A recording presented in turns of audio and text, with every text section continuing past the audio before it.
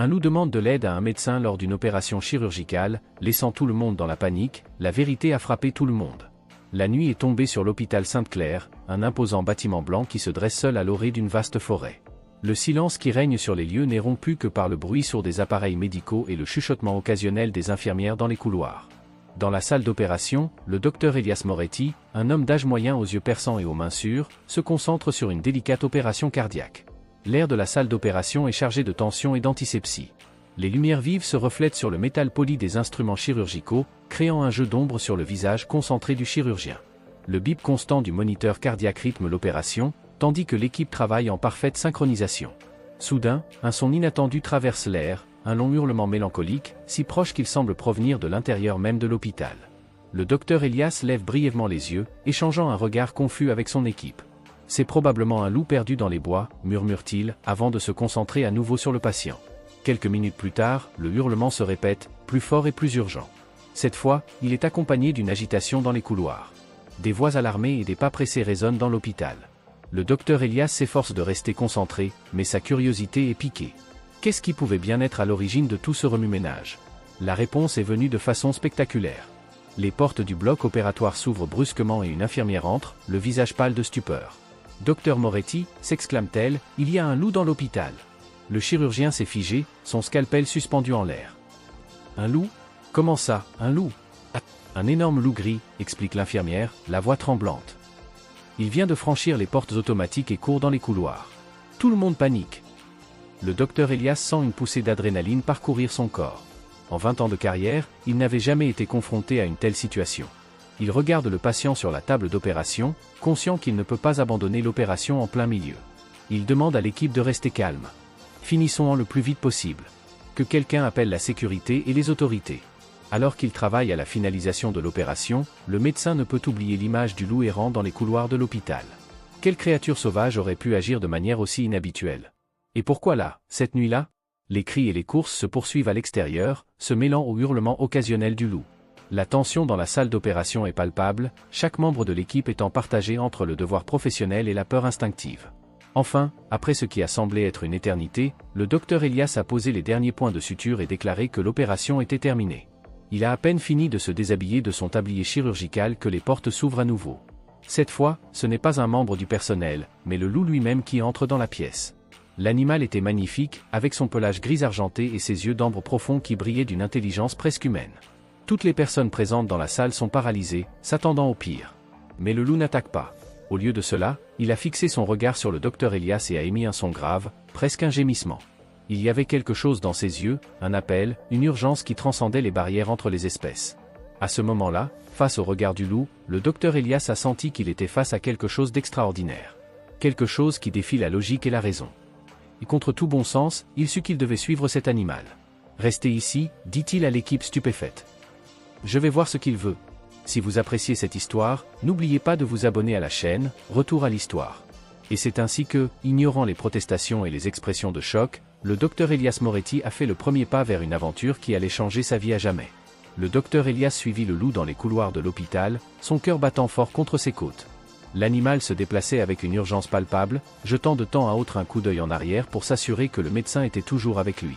Le personnel et les patients se pressent contre les murs, observant cette scène surréaliste avec un mélange de peur et de fascination. Lorsqu'ils atteignirent l'entrée principale, le loup s'arrêta brièvement, ses yeux ambrés rencontrant à nouveau ceux du médecin. Il y avait une demande silencieuse dans ce regard, une demande qui transcendait les mots. Elias hésita un instant, la raison luttant contre l'instinct.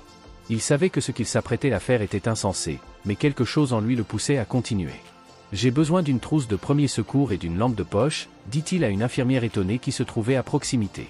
Quelques secondes plus tard, équipé de ce dont il avait besoin, Elias suivit le loup hors de l'hôpital, dans la nuit froide et humide. La forêt qui entourait l'hôpital était dense et sombre, les branches des arbres formant des ombres fantomatiques au clair de lune. Le loup se déplaçait avec agilité entre les arbres, tandis qu'Elias luttait pour le suivre, trébuchant sur des racines et esquivant des branches basses.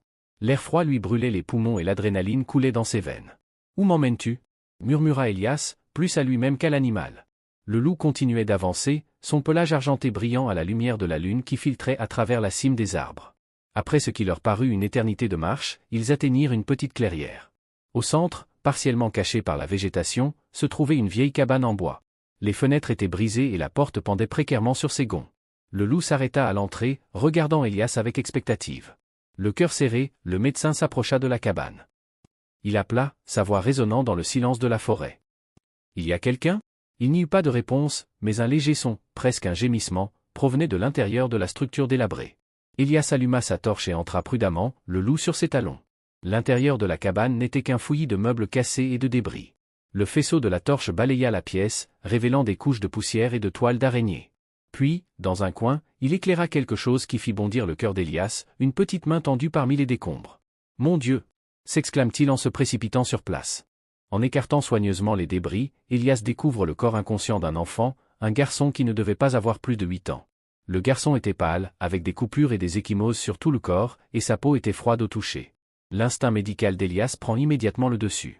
Il vérifie les signes vitaux du garçon et constate qu'il est vivant, mais dans un état critique. Hypothermie sévère, possible commotion cérébrale, multiples coupures et ecchymoses, marmonna-t-il en dressant mentalement la liste des blessures. Avec des gestes rapides et précis, Elias commença à soigner le garçon avec le peu de matériel dont il disposait. Il nettoya et banda les coupures les plus graves, immobilisa ce qu'il soupçonnait être un bras cassé et enveloppa l'enfant dans sa propre veste pour lutter contre l'hypothermie. Tout au long du processus, le loup est resté près de lui, ses yeux attentifs ne quittant jamais la scène.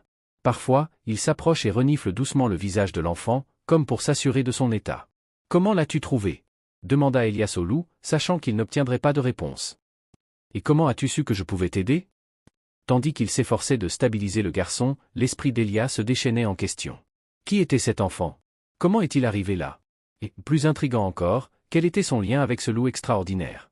La situation défie toute logique, mais Elias n'a pas le temps de contempler les mystères de l'univers. La priorité était de sauver la vie de ce garçon. Il saisit son téléphone portable, le remerciant silencieusement pour le faible signal qu'il avait réussi à capter. « Ici le docteur Elias Moretti », dit-il dès que l'appel fut pris. « J'ai besoin d'une équipe de secours immédiatement.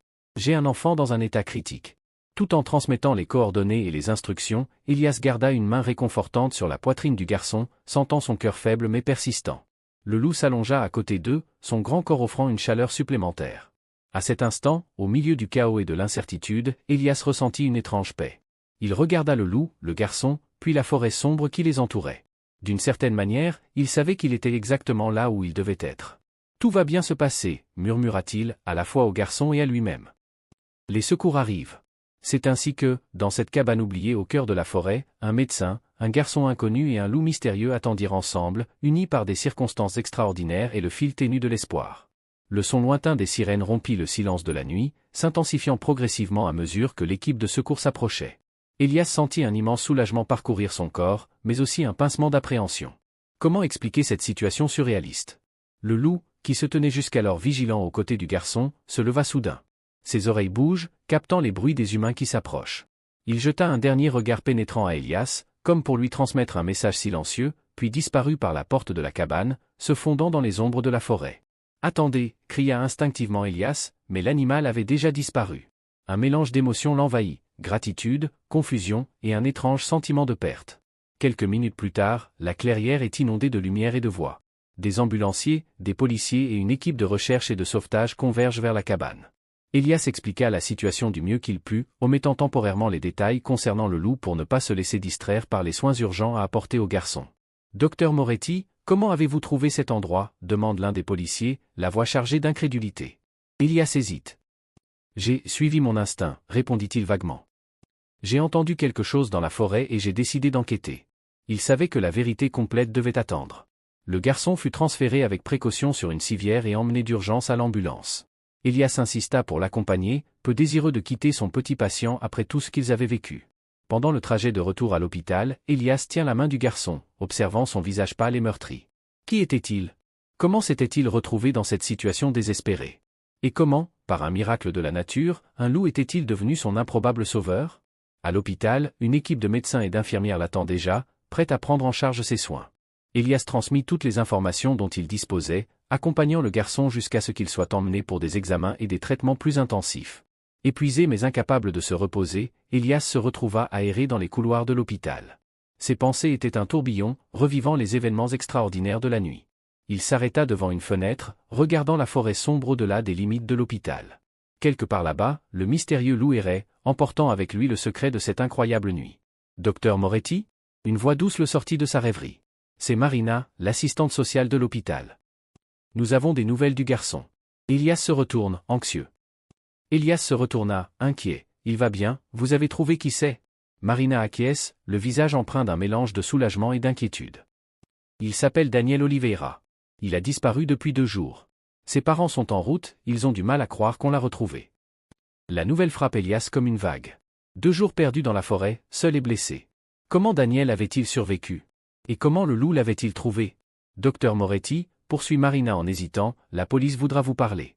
Ils ont des questions sur la façon dont vous avez trouvé le garçon.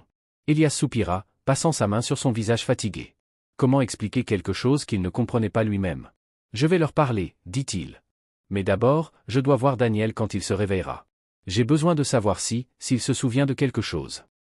Marina a hoché la tête en signe de compréhension. Je vous tiendrai au courant de son état. Tandis que Marina s'éloignait, Elias tourna son regard vers la fenêtre. La lune brillait intensément, baignant la forêt d'une lumière argentée rappelant le pelage d'un loup. Il se demanda si l'animal était toujours là, invisible dans l'obscurité, mais toujours lié à cette histoire extraordinaire. Une idée soudaine vint à l'esprit d'Elias, et si le loup n'était pas un simple animal? Et s'il y avait quelque chose d'autre, quelque chose qui dépassait l'entendement humain et qui guidait les événements de ce soir? Il secoua la tête, essayant d'écarter ces idées fantastiques. Il était un homme de science, après tout. Mais en même temps, il ne pouvait nier le sentiment d'avoir assisté à quelque chose de vraiment extraordinaire. Avec un profond soupir, Elias se détourna de la fenêtre. Il y avait beaucoup à faire, des explications à donner, des questions à résoudre, et un garçon dont il était déterminé à suivre la guérison de près. En retournant au service des urgences, Elias ne put s'empêcher de sourire un peu. Quel que soit l'avenir, une chose était sûre, sa vie ne serait plus jamais la même après cette soirée. Et quelque part dans l'immensité de la forêt, un loup hurla à la lune, son cri résonnant comme un rappel du mystère et de la magie qui existait encore dans le monde. Les jours suivants furent un tourbillon d'émotions et d'activités pour le docteur Elias Moretti. L'hôpital bourdonne de la nouvelle du sauvetage miraculeux de Daniel, et l'histoire du médecin qui a suivi un loup dans la forêt pour sauver un enfant perdu se répand rapidement, prenant l'allure d'une légende urbaine. Elias partage son temps entre ses tâches habituelles à l'hôpital et de fréquentes visites à Daniel, qui se rétablit lentement. Le garçon s'était réveillé le lendemain du sauvetage, désorienté et effrayé, mais visiblement soulagé d'être en sécurité. Ses parents, Claudia et Roberto Oliveira, le quittaient à peine, leur visage exprimant à la fois l'épuisement et une infinie gratitude. Un après-midi tranquille, Elias est entré dans la chambre de Daniel pour sa visite quotidienne. Le garçon est assis sur son lit et dessine avec des crayons de couleur. Ses parents sont sortis brièvement pour aller chercher quelque chose à manger. « Bonjour Daniel », sourit Elias en s'approchant du lit. « Comment te sens-tu aujourd'hui » Daniel leva les yeux de son dessin, un sourire timide illuminant son visage encore marqué par des bleus en cours de cicatrisation. « Mieux, docteur. Regardez ce que je dessine. » Elias prit le dessin que Daniel lui offrait. Son cœur fit un bond lorsqu'il vit l'image, un grand loup gris à côté d'un personnage qui ressemblait à Daniel lui-même. « C'est le loup que tu as vu dans la forêt » demanda Elias en essayant de garder sa voix calme. Daniel hocha la tête avec enthousiasme. « Oui, il est resté avec moi tout le temps. Il m'a tenu chaud et m'a protégé des bruits effrayants. » Elias s'assit sur le bord du lit, l'esprit agité par cette nouvelle information. « Daniel, peux-tu me dire ce qui s'est passé? Comment t'es-tu perdu dans la forêt » Le garçon baisse les yeux, jouant nerveusement avec le bord du drap. « Je voulais explorer. Papa et maman disent toujours de ne pas aller dans la forêt tout seul, mais j'ai pensé que ce serait rapide. Puis je me suis perdu, il faisait nuit, je suis tombé. » Sa voix tremblait un peu, et Elias posa doucement une main sur son épaule, l'encourageant à continuer. « Je me suis fait mal à la jambe et je ne pouvais pas marcher correctement. J'avais très peur et j'avais froid. C'est alors qu'il est apparu. »« Le loup » demanda Elias, incapable de cacher l'inquiétude dans sa voix. Daniel acquiesce. Il était énorme, mais il n'était pas effrayant. Ses yeux semblaient bienveillants. Il m'a conduit jusqu'à la vieille cabane et est resté avec moi. Parfois, il partait, mais il revenait toujours. Et puis, le garçon fronce les sourcils, essayant de se souvenir. Puis il est parti et est revenu avec toi. Elias sentit un frisson lui parcourir l'échine. L'histoire de Daniel confirmait ses soupçons les plus fantastiques. Le loup avait non seulement trouvé le garçon, mais l'avait protégé pendant des jours avant de chercher délibérément de l'aide. « Daniel, dit doucement Elias, penses-tu que ce loup était spécial » Le garçon réfléchit un instant avant de répondre. Il était différent. Parfois, j'ai cru pouvoir comprendre ce qu'il pensait. C'est étrange, n'est-ce pas? Elias sourit et serra doucement la main de Daniel. Ce n'est pas du tout le cas. Je pense que tu as eu un ange gardien très spécial. À ce moment-là, les parents de Daniel sont revenus dans la chambre. Elias se leva, échangea un regard significatif avec le garçon avant de lui dire au revoir. En quittant la chambre, Elias s'appuya contre le mur du couloir, l'esprit en proie à une tempête de pensées. L'histoire de Daniel ne confirmait pas seulement l'existence du loup, mais suggérait quelque chose d'encore plus extraordinaire, une intelligence et une compassion qui allaient au-delà du comportement animal typique. Par la fenêtre du couloir, il regarde la forêt qui s'étend au-delà des limites de l'hôpital. Quelque part là-bas, un être extraordinaire errait, un gardien silencieux qui avait changé à jamais la vie d'un garçon perdu et d'un médecin sceptique. À ce moment-là, Elias prend une décision. Il avait besoin d'en savoir plus, d'explorer ce mystère qui remettait en question tout ce qu'il croyait savoir sur le monde naturel. Mais plus encore, il se sentait appelé à faire quelque chose en retour, pas seulement pour le mystérieux loup, mais pour tous les enfants qui, comme Daniel, avaient besoin de protection et d'espoir. D'un pas décidé, Elias se dirige vers son bureau. Il était temps de transformer cette expérience extraordinaire en quelque chose qui pourrait faire la différence dans le monde réel. Une idée commençait à prendre forme dans son esprit, une campagne, peut-être, ou une fondation. Quelque chose qui pourrait unir la communauté, protéger les enfants et préserver la nature qui abrite des êtres aussi incroyables que le loup gardien de Daniel. En marchant, Elias sent une énergie nouvelle couler dans ses veines. Ce n'était pas seulement l'histoire d'un sauvetage miraculeux, c'était le début de quelque chose de bien plus grand, un voyage qui promettait de remettre en question les frontières entre le connu et l'inexplicable, entre l'humain et le sauvage. Et quelque part dans l'immensité de la forêt, un loup gris a levé la tête, ses yeux ambrés brillants d'une sagesse ancienne, comme s'il savait que sa mission ne faisait que commencer. Les semaines suivantes ont été marquées par une profonde transformation, non seulement dans la vie du docteur Elias Moretti, mais aussi dans toute la communauté qui entoure l'hôpital Sainte-Claire. L'histoire du sauvetage miraculeux de Daniel, guidé par un loup mystérieux, avait captivé l'imagination de tous, déclenchant une vague de fascination et de réflexion sur la relation entre l'homme et la nature. Encouragé par cette expérience extraordinaire, Elias se lance à corps perdu dans un nouveau projet. Il a fondé l'Initiative des gardiens de la forêt, un programme à multiples facettes visant à protéger les enfants, à préserver la nature et à promouvoir une meilleure compréhension de l'interconnexion entre toutes les formes de vie. Par un après-midi d'automne ensoleillé, Elias se tenait sur une petite scène improvisée à l'orée de la forêt, devant une foule hétéroclite. Il y avait des familles locales, des autorités, des journalistes et même quelques militants écologistes. Au centre de la première rangée, Daniel sourit radieusement, ses parents à ses côtés. Aujourd'hui, commence Elias, la voix chargée d'émotion, nous ne lançons pas seulement un programme.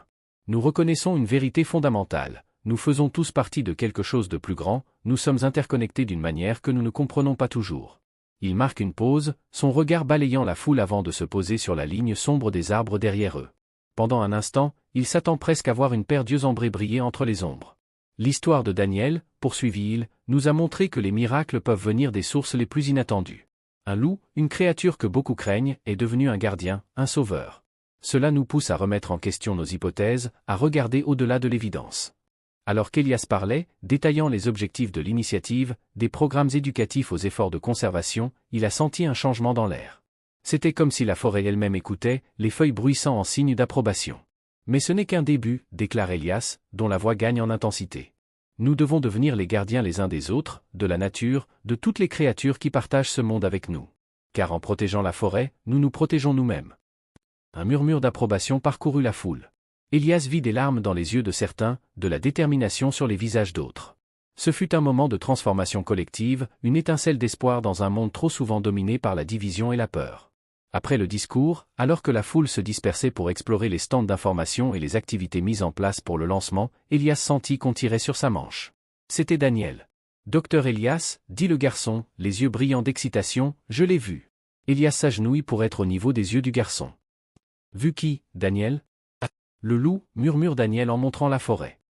Il était là, à t'écouter parler. J'en suis sûr. Le cœur d'Elias s'emballa.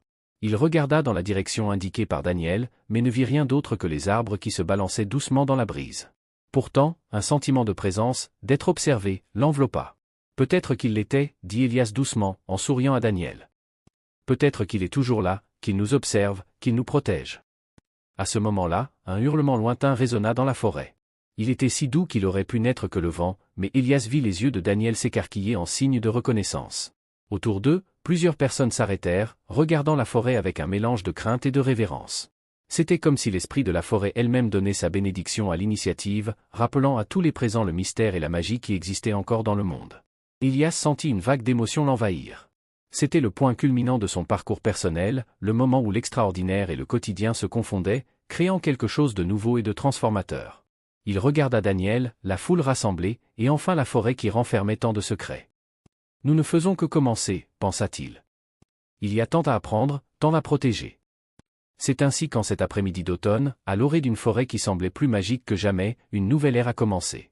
Une ère de connexion, de compréhension et d'espoir. Une ère dans laquelle les gardiens, humains et animaux, visibles et invisibles, travailleraient ensemble pour protéger ce qui est vraiment précieux. Le docteur Elias Moretti, autrefois sceptique et rationnel, se trouvait désormais au centre de quelque chose de plus grand que ce qu'il aurait jamais pu imaginer. Et quelque part dans l'immensité de la forêt, un loup gris observait, ses yeux ambrés brillants d'une sagesse ancienne et de la promesse d'un avenir où les miracles ne seraient pas si rares après tout. Les mois qui ont suivi le lancement de l'initiative des gardiens de la forêt ont été marqués par une activité intense et des transformations. Le docteur Elias Moretti s'est retrouvé au centre d'un mouvement en pleine expansion, attirant l'attention et le soutien bien au-delà des frontières de sa petite communauté. L'hôpital Sainte-Claire, autrefois connu uniquement pour son excellence médicale, est devenu un épicentre de l'éducation environnementale et de la conservation. Les enfants des écoles locales s'y rendent régulièrement et participent à des programmes qui associent la santé, l'écologie et l'importance de la connexion avec la nature. Par une fraîche matinée de printemps, Elias s'est promené dans les nouveaux jardins thérapeutiques de l'hôpital, créés dans le cadre de l'initiative. L'air était embaumé par le parfum des herbes médicinales et des fleurs sauvages. Des patients en convalescence se promenaient le long des sentiers, certains accompagnés de thérapeutes, d'autres profitant simplement de la tranquillité des lieux. Docteur Moretti, appelle une voix familière. C'est Marina, l'assistante sociale, accompagnée d'un groupe d'enfants. Nous parlions justement de vous et de l'histoire du loup gardien. Elias sourit et s'approcha du groupe. Les enfants le regardent avec un mélange d'admiration et de curiosité. Il remarqua que l'un d'entre eux, une fille aux cheveux bouclés, tenait un carnet à dessin. « Bonjour à tous, dit chaleureusement Elias. Comment trouvez-vous le jardin ?» La jeune fille au bloc-notes s'avance, timide mais déterminée. « Docteur Moretti, est-il vrai que le loup vous a parlé ?» Elias s'agenouille pour être à la hauteur des yeux de l'enfant, son sourire est doux. « Eh bien, pas avec des mots comme ceux que nous utilisons. Mais parfois, si nous sommes attentifs, nous pouvons comprendre ce que les animaux nous disent d'une autre manière. »« Comment ?» demande un autre garçon, les yeux écarquillés de curiosité. « Avec leurs gestes, leurs yeux, leur façon de bouger, explique Elias. Ce loup m'a montré qu'il avait besoin d'aide, que quelque chose d'important se passait. Je n'avais qu'à faire confiance et à suivre. » Les enfants murmurent entre eux, visiblement fascinés. La fille au bloc-notes l'ouvrit, révélant une série de croquis de loups dans différentes poses. « Ils sont magnifiques », complimenta Elias en admirant les dessins. « Tu as très bien saisi leur essence. » La jeune fille rougit de plaisir. « Je veux être vétérinaire quand je serai grande, avoua-t-elle, pour pouvoir aider les animaux comme ton loup. » Elias sentit son cœur se remplir d'émotion. C'était exactement le genre d'impact qu'il espérait avoir, inspirer la prochaine génération à se rapprocher de la nature, à la soigner et à la protéger. « Je suis sûr que tu feras un excellent vétérinaire, dit-il en l'encourageant. Et n'oubliez pas que nous pouvons tous être des gardiens de la nature, quelle que soit la carrière que nous choisissons. » Alors que le groupe poursuit sa visite, Elias se rend compte à quel point les choses ont changé. L'hôpital, qui était autrefois un environnement stérile et parfois intimidant, respire désormais la vie et l'espoir. Les patients se rétablissaient plus rapidement, le personnel se déclarait plus satisfait de son travail et la communauté dans son ensemble semblait plus unie. Plus tard dans la journée, Elias était dans son bureau, en train d'examiner les plans d'extension du programme à d'autres villes, lorsqu'il a entendu frapper doucement à la porte. C'était Daniel, accompagné de ses parents. « Daniel! Quelle belle surprise !» s'exclame Elias en se levant pour les accueillir. Le garçon, maintenant complètement rétabli et rayonnant de santé, sourit largement. « Nous sommes venus pour mon dernier rendez-vous, explique-t-il. Mais je voulais d'abord vous montrer quelque chose. » Daniel lui tendit une enveloppe. À l'intérieur, Elias trouva une photographie qui lui fit bondir le cœur. C'était une image un peu granuleuse, prise de loin, mais sans équivoque. Un grand loup gris se tenait à l'orée de la forêt, ses yeux brillants fixés sur l'appareil photo. « C'est mon père qui l'a prise, » raconte Daniel avec enthousiasme. Nous étions en train de pique-niquer près de la nouvelle piste, et il est apparu un instant. Elias regarde les parents de Daniel, qui acquiescent, le visage empreint d'un mélange d'étonnement et de gratitude. « Il est toujours là, » murmure Elias, plus pour lui-même que pour les autres. « Il nous regarde toujours, il nous protège. » À ce moment-là, en regardant la photo et le visage radieux de Daniel, Elias sentit une vague de certitude l'envahir. Le travail qu'ils accomplissaient, le changement qu'ils promouvaient, était plus important qu'il n'aurait jamais pu l'imaginer. C'était un pont entre les mondes, une reconnexion avec quelque chose de profond et d'essentiel que beaucoup avaient oublié. « Merci de m'avoir montré cela, Daniel » a déclaré Elias en lui rendant la photo avec précaution. Elle nous rappelle qu'il y a de la magie et du mystère dans le monde, si seulement nous avons les yeux pour les voir. Lorsque la famille est partie, Elias s'est tourné vers la fenêtre de son bureau, observant la forêt au loin. Le soleil de l'après-midi jetait une lumière dorée sur la cime des arbres, et pendant un instant, il aurait presque juré avoir vu une lueur d'argent entre les troncs. Un doux sourire se dessina sur ses lèvres. Le loup gardien, qu'il s'agisse d'un animal extraordinaire ou d'autre chose, était devenu un symbole d'espoir et de transformation. Et Elias savait que son voyage, loin d'être terminé, ne faisait que commencer. L'automne arrive à nouveau, peignant la forêt de nuances de rouge, d'or et d'ambre. Un an s'est écoulé depuis le lancement de l'initiative des gardiens de la forêt, et la transformation est palpable non seulement dans la communauté locale, mais aussi dans toute la région. Le docteur Elias Moretti se tenait à la lisière de la forêt et observait un groupe de volontaires en train de planter des semis d'arbres indigènes. Le projet de reboisement n'est qu'une des nombreuses initiatives qui ont vu le jour ces derniers mois. Les écoles, les entreprises et les habitants se sont rassemblés dans un effort collectif pour protéger et restaurer l'écosystème local. Docteur Moretti, appelle une voix enthousiaste. Elias se retourne et voit Sophia, la fille qui voulait devenir vétérinaire, courir vers lui. Nous avons des nouvelles incroyables. Sophia est désormais l'une des jeunes responsables du programme pour la jeunesse de l'initiative, et sa passion pour la nature grandit de jour en jour. Elle tient un appareil photo dans les mains, les yeux brillants d'excitation. « Que as-tu découvert, Sophia » demande Elias en souriant devant l'enthousiasme contagieux de la jeune fille. « Nous avons installé des caméras dans certaines zones de la forêt, tu te souviens ? Pour surveiller la faune et la flore, explique-t-elle, presque à bout de souffle. « Eh bien, regardez ça !» Sophia alluma la caméra et montra à Elias une série d'images. Il y avait des photos de cerfs, de renards, et même d'un ours rare qui n'avait pas été vu dans la région depuis des décennies. Mais ce qui attira vraiment l'attention d'Elias fut la dernière image, un magnifique loup gris, les yeux brillants d'une intelligence presque surnaturelle, regardant directement l'appareil photo. « C'est lui » murmura Elias, sentant un frisson lui parcourir l'échine. « Le gardien. » Sophia acquiesce vigoureusement. « Et ce n'est pas tout. Regarde ça. » Elle passa à la série d'images suivantes, qui montraient le même loup, mais cette fois accompagné de 2 louveteaux. Elias sentit son cœur bondir. « Il a une famille » murmura-t-il, stupéfait. « Cela signifie que la population de loups se rétablit, n'est-ce pas » demanda Sophia, les yeux brillants d'espoir. « Oui, Sophia. C'est exactement ce que cela signifie » répondit Elias, sentant une vague d'émotion l'envahir. C'était plus que le rétablissement d'une espèce, c'était le signe que l'équilibre naturel était en train de se rétablir, que le travail qu'ils accomplissaient faisait vraiment la différence. Ce soir-là, Elias a convoqué une réunion spéciale de l'équipe de l'initiative des gardiens de la forêt. Dans l'auditorium de l'hôpital, désormais décoré de peintures murales de scènes de nature réalisées par des patients et des enfants de la région, il a fait part de ses nouvelles découvertes. Ce que nous voyons ici, a déclaré M. Elias en projetant les images à la vue de tous, est plus que le simple retour d'une espèce. C'est le signe que nous sommes sur la bonne voie. Nous ne restaurons pas seulement la forêt, mais aussi l'équilibre délicat qui soutient toute vie. Marina, qui coordonne désormais les programmes d'éducation à l'environnement, lève la main. Docteur Moretti, pensez-vous qu'il s'agit du même loup ? Celui qui a sauvé Daniel ? Elias fait une pause, réfléchissant à la question. Je ne peux pas le dire avec certitude, répond-il honnêtement. Mais dans mon cœur, oui, je crois que c'est lui. Et maintenant, il n'est plus seul. Un murmure d'excitation parcourut la salle. L'histoire du loup gardien était devenue une sorte de légende locale, un symbole d'espoir et de lien mystérieux entre l'homme et la nature. Cela nous rappelle, poursuit Elias, la voix pleine d'émotion, que notre travail est loin d'être terminé. Chaque vie que nous touchons, chaque arbre que nous plantons, chaque enfant que nous sensibilisons à l'importance de la nature, est un pas vers un avenir meilleur. Après la réunion, Elias s'est rendu à son bureau, l'esprit plein d'idées et de possibilités nouvelles. Il s'arrêta devant la fenêtre, regardant la forêt qui semblait plus vivante et mystérieuse que jamais. Un mouvement à la lisière des arbres attira son attention. L'espace d'un instant, il crut voir un éclair d'argent, une paire d'yeux ambrés brillant dans l'obscurité. Mais aussi vite qu'elle était apparue, la vision disparut, laissant Elias se demander si elle avait été réelle ou si elle n'était que le fruit de son imagination pleine d'espoir. Quoi qu'il en soit, Elias sentit un profond sentiment de paix et de détermination l'envahir. Le loup gardien, qu'il soit réel ou symbolique, était devenu un catalyseur de changement, incitant toute une communauté à renouer avec la nature et à se rapprocher les uns des autres. Alors qu'il s'apprête à rentrer chez lui, Elias s'arrête pour regarder une photo encadrée sur son bureau.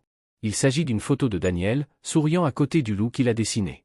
En dessous, on pouvait lire une citation qu'Elias avait choisie comme devise pour l'initiative. « Dans la nature, rien ne se perd, rien ne se crée, tout se transforme. » Avec un sourire, Elias éteint les lumières de son bureau. Demain sera une nouvelle journée pleine de possibilités, de défis et, qui sait, de quelques autres miracles de la nature. Et il était impatient de voir ce que l'avenir lui réservait. 5 années se sont écoulées depuis cette nuit fatidique où un loup mystérieux a conduit le docteur Elias Moretti à travers la forêt pour sauver un garçon perdu. L'hôpital Saint-Clair et la communauté environnante ont été transformés d'une manière que personne n'aurait pu prédire. Par une matinée d'été ensoleillée, Elias se promenait le long d'un sentier nouvellement ouvert qui serpentait dans la forêt. Ce sentier faisait partie d'un nouveau projet de l'initiative Forest Guardian, un corridor écologique reliant des zones de conservation, permettant à la faune de se déplacer librement et aux visiteurs de découvrir la beauté de la nature de manière responsable. À côté de lui marchait Daniel, aujourd'hui grand et mince, âgé de 13 ans, avec les mêmes yeux brillants et curieux que lorsqu'il était enfant. Le garçon était devenu une sorte de protégé d'Elias, un lien vivant entre le monde humain et le mystère de la forêt. « Docteur Elias, dit Daniel, sa voix se brisant de temps à autre car il s'adaptait encore au changement de la puberté, pensez-vous que nous le verrons aujourd'hui » Elias sourit, sachant exactement à qui Daniel faisait allusion. « Qui sait, Daniel ? Il apparaît toujours quand on s'y attend le moins. » Ils atteignirent une clairière où un groupe d'enfants, dirigé par Sophia, aujourd'hui étudiante en médecine vétérinaire sur le point d'entrer à l'université, apprenait à connaître les plantes médicinales indigènes. Celle-ci, explique Sophia en montrant une petite fleur violette, est utilisée par les peuples indigènes depuis des siècles pour soigner les blessures et les infections. Elias observe la scène avec un sentiment de profonde satisfaction. Le programme éducatif qu'ils avaient mis au point était en train de former une nouvelle génération de gardiens de la forêt, des jeunes qui comprenaient profondément l'importance de l'équilibre écologique. Soudain, le silence s'installe dans le groupe. Elias suit le regard des enfants et sent son cœur s'accélérer. Au bord de la clairière, partiellement caché par l'ombre des arbres, se tenait un loup gris. Ses yeux ambrés brillaient d'une intelligence presque surnaturelle tandis qu'il observait le groupe. « C'est lui » chuchota Daniel, sa voix contenant à peine son excitation. Le loup s'avança hors de l'ombre. À côté de lui, 2 loups plus jeunes émergèrent, leurs yeux curieux fixés sur les humains. D'un geste lent et prudent, Sophia saisit son appareil photo et prend quelques clichés. Les enfants restent totalement silencieux, leurs visages mêlant admiration et respect. Pendant un long moment, humains et loups s'observent. Il n'y avait pas de peur, juste un sentiment de reconnaissance mutuelle, de vie entrelacée par un destin commun. Puis, aussi silencieusement qu'il était apparu, le loup gardien ramena ses petits dans la forêt et disparut entre les arbres. Un soupir collectif parcourut le groupe, suivi d'exclamations excitées et de questions enthousiastes. Elias leva les mains, demandant le silence. « Ce dont nous venons d'être témoins, dit-il, la voix empreinte d'émotion, est un don rare. C'est le signe que notre travail fait la différence, que nous rétablissons l'équilibre. » Il marque une pause, regardant chaque jeune visage autour de lui. Mais c'est aussi une responsabilité. C'est à nous de continuer à protéger cette forêt, ces animaux, cet équilibre délicat qui soutient toute vie. Alors que le soleil commence à se coucher, le groupe reprend le chemin de l'hôpital. Elias marche un peu en retrait, admirant la beauté de la forêt au crépuscule. « Docteur Moretti, dit Sophia en s'avançant à ses côtés. Vous savez, quand j'étais l'enfant et que vous m'avez dit qu'on pouvait comprendre les animaux si on y prêtait attention. Je crois que j'ai enfin compris ce que vous vouliez dire. » Elias sourit, posant une main sur l'épaule de la jeune femme. « C'est une leçon que l'on ne cesse d'apprendre, Sophia. La nature a toujours quelque chose de nouveau à nous apprendre, si nous sommes prêts à l'écouter. » Arrivé à l'hôpital, Elias s'arrête un instant pour contempler le bâtiment qui n'était autrefois qu'un centre médical et qui est aujourd'hui le cœur d'une communauté transformée. Des panneaux solaires brillent sur le toit, des jardins thérapeutiques fleurissent tout autour et une nouvelle aile consacrée à la médecine intégrative et à la recherche écologique est sur le point d'être achevée. Ce soir-là, dans son bureau, Elias s'est assis pour écrire son journal, une pratique qu'il a adoptée depuis le début de ce voyage extraordinaire. Aujourd'hui, écrit-il, je me suis souvenu une fois de plus du miracle qu'est la vie, de l'interconnexion de toutes les choses. Le loup gardien, qui m'a guidé pour sauver une vie, guide maintenant une nouvelle génération, la sienne et la nôtre, vers un avenir d'harmonie et de respect mutuel. Il marque une pause, réfléchissant à tout ce qui s'est passé au cours des 5 dernières années. Les vies transformées, les espèces sauvées, les esprits ouverts à de nouvelles possibilités. Peut-être, a-t-il poursuivi, est-ce là le véritable miracle, non pas un seul événement extraordinaire, mais la capacité constante de s'émerveiller, d'apprendre, de se connecter. D'être les gardiens non seulement de la forêt, mais aussi les uns des autres et de toutes les créatures qui partagent cette planète avec nous. Elias referma son journal et se leva, se dirigeant vers la fenêtre.